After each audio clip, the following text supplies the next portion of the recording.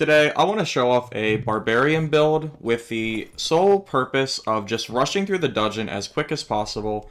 You'll see here that I'm using pretty basic gear, nothing that's too crazy, no purples, etc. So it's really not that hard to be able to achieve this build. The goal here is kite the enemies, kill them as quick as possible, and after you finish that, to pretty much just go through, hunt down the chests, the barrels, the vases, and hunt for players. With how the blue portals spawn in this game mode, you're given a pretty tight window, especially towards the end of the game, to actually escape. And the less people that are alive at the very end of the circle, the easier your life is going to be. So my goal going into this dungeon is pretty much rushing through the mobs. Fortunately, spiders are actually pretty easy with Barbarian. Some classes definitely struggle with this. My best tip I could give is specifically for the red spiders, because the white ones aren't too bad, but the ones that spawn in front of all of the vases, so they're covering it.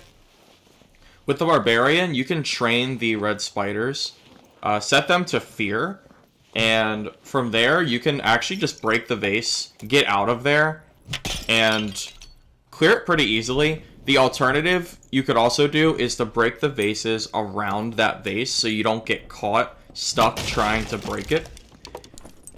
The reason Barbarian is so good here and has really improved my gameplay in these solo runs significantly is the ability to just smash through every chest, every door, every vase.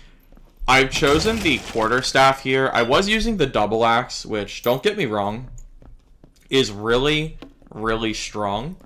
And I don't know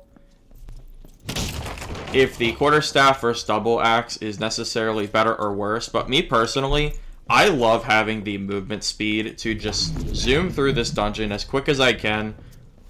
And the quarterstaff also allows me to chase down enemies a lot easier.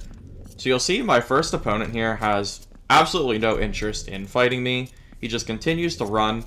But with how this dungeon is set up, eventually they're gonna run into a door or a dead end where they're not gonna be able to reach you. So you'll see, I finished this guy off. He did a nice little jump shot there. Unfortunately, it did not work out for him. Now I have to deal with the mobs, which is perfectly fine. The Barbarian's fear ability is really strong.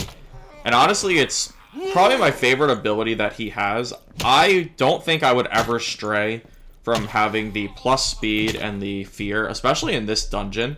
The speed is just so good for tracking down rangers, which are probably the most annoying person to fight in here because of the elevated levels. Some of the areas are just really difficult.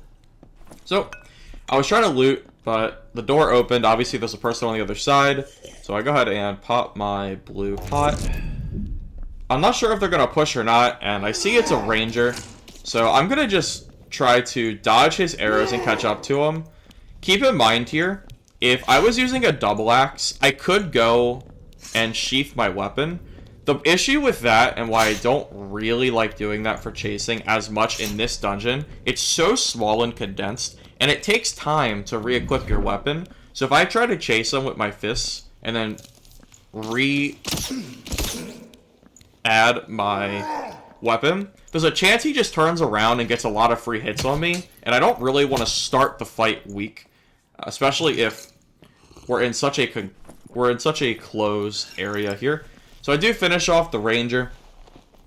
Fortunately for me, looked like 2 headshots. He died in 2 shots, so nothing too crazy there. We were able to dodge. He didn't have any hunter traps.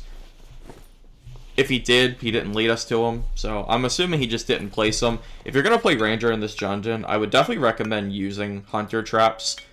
You get 3 of them for free with the starter kit, and this dungeon is it's just so condensed. It's kind of hard to avoid them. I've made a habit to always look at the floor when I'm going through doorways. Some rangers will put the traps just in random spots. So it's a little bit easier to miss, especially if they turn off lights. So at this point, I'm just trying to organize the loot as best as I can. I don't have a whole lot on me, and I'm not super rich on this character yet. I think I'm sitting at about 1,000 gold right now, which is a pretty good start for sure. But I have been collecting green armor and weapons and selling them on the trade chat in bulk. So I'll get like 4 swords, a full set of ranger armor, or weapons, maybe a bunch of bows, and I'll sell them all at once to actually save money.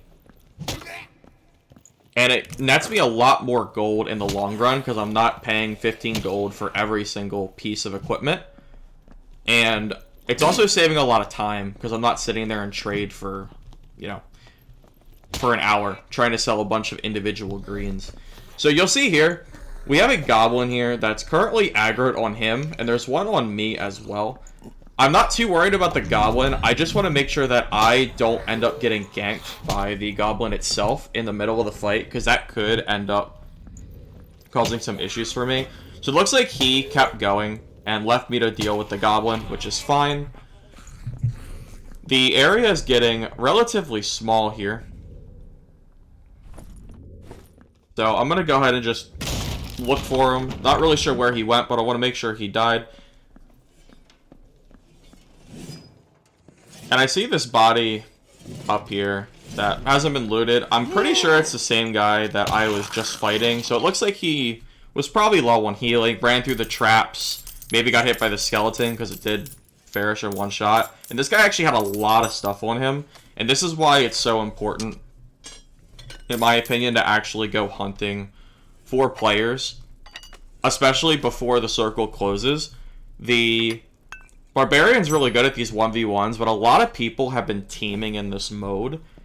If I weren't going off and killing all these people, there's a high chance that they might start teaming, and then if I want any chance at wiping the lobby, it might end up being a 2v1 situation, maybe even 3v1. I've actually seen as many as 4 people at the end all together, which has just been absolutely insane.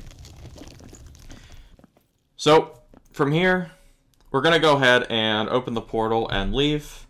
We've pretty much done what we set out to do.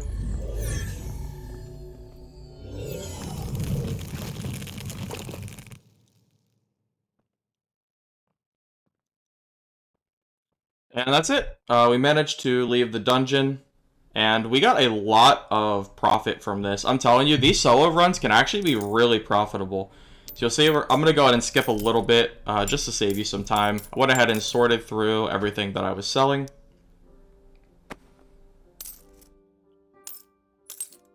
And you'll see with the value of like the pickaxe and the candy that we got, I would say we got about 200, maybe a little bit more because of the candy, gold in total from this run, which I would say is really good. You have to keep in mind, we only spent about 8 minutes in this dungeon. That's a pretty good return for a very quick dungeon. So I hope you enjoyed this video. I really am loving this game. Subscribe for more Dark and Darker content, and I'll see you guys next time. Have a good day.